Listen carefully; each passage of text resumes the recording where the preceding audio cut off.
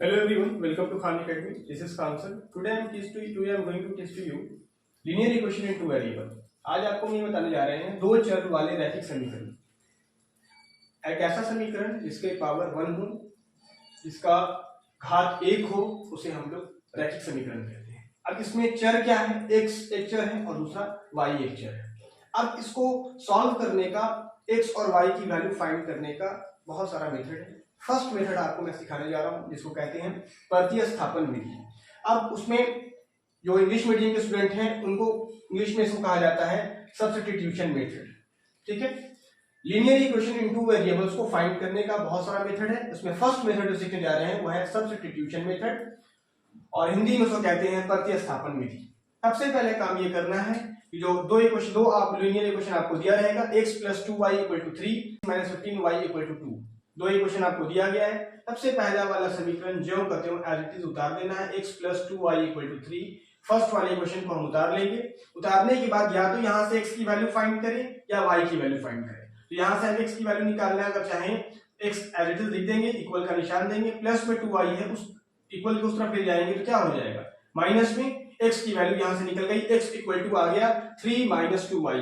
आप यहां पर y की वैल्यू भी फाइंड कर सकते हैं, ये कोई कंपलसरी नहीं है कि आप x की वैल्यू फाइंड करें, आप y की वैल्यू भी निकाल सकते हैं। x = आ गया 3 - 2y, इसको इक्वेशन थर्ड मान लेना है, एज इट इज इसको छोड़ दीजिए। अब यहां पर लिखना है इसकी वैल्यू को कि x का मान समीकरण 2 में रखने पर, जो सीबीएसई के बच्चे हैं वो क्या लिखेंगे, वो लिखेंगे put the value of x। Second equation हमारा क्या है, 7x - 15y = 2। ये सेकंड इक्वेशन है हमारा। x की जगह पर हमें रखना है 3 - 2y, क्योंकि हमने x की वैल्यू फाइंड की है। 7 और x के बीच में हमेशा मल्टीप्लाई छुपा रहता है। 7 × x की जगह पे क्या रख दूं, 3 - 2y रख दिया हमने, -15y एज इट इज ज्यों का त्यों, और ये 2 भी एज इट इज ज्यों का त्यों उतार देना। अब इंटू करेंगे, 7 में 3 से मल्टीप्लाई किया 21, 7 में 2 से मल्टीप्लाई किया 14y। इस 7 जो बाहर में है इसका मल्टीप्लाई ब्रैकेट के अंदर में दोनों टर्म से होगा, 3 से भी और -2y से भी।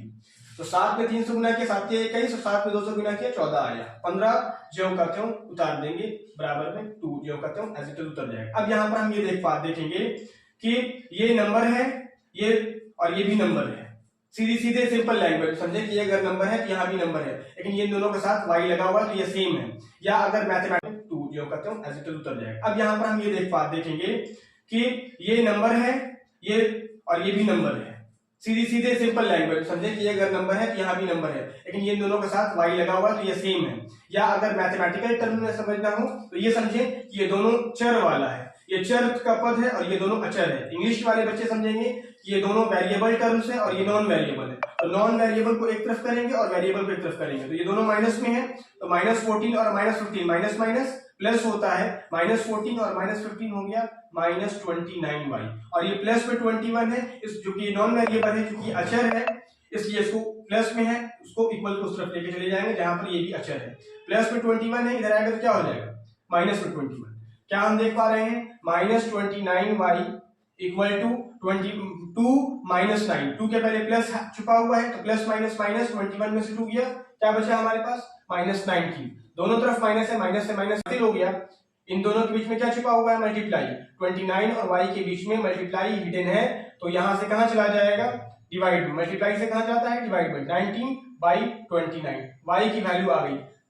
जब y की वैल्यू हमें निकल जाएगी तो इसी को लिखेंगे कि y का मान समीकरण 3 में रखने पर तो हमें x निकल जाएगा। y का मान समीकरण 3 में रखने पर, ठीक है। देखिए x बराबर में क्या है हमारा समीकरण। अच्छा, इंग्लिश मीडियम वाले बच्चे क्या लिख देंगे, यहां पे लिख देंगे put the value of y in equation third. जो भी वैल्यू y की आई है वो वैल्यू को, उस वैल्यू को पुट कर देना है किसमें, इक्वेशन थर्ड में। x बराबर में 3 - 2y, ये हमारा इक्वेशन है।